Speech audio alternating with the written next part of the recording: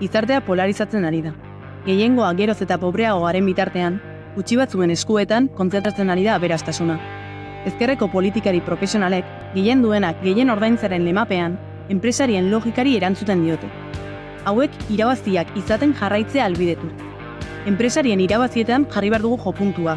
Langileon izerditik lortutako irabaziak espropiatzea eta sozializatzea da pobreziarekin amaitzeko forma bakarra. Gaztelangileei langabezia kronikoa, aldizkako lanak, behin-behinekotasuna eta soldata baxuak ezartzen dizkigute.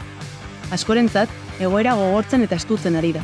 Bitartean, enpresari handiek inoizko irabazirik handienak izan dituzte.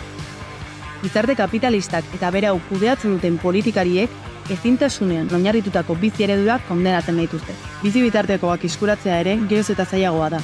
Prezioen igoeraren eraginez, langileon soldata geroz eta balio gutxiago dauka. Bitartean, supermerkatuen irabaziak handitu egin dira.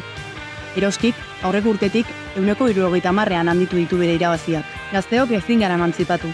Oinarrizko gastuei eta alokairuari aurre egiteko, batazbesteko soldata baino gehiago bideratu behar dugu. Bitartean, banketzek errekor urtea egin dute.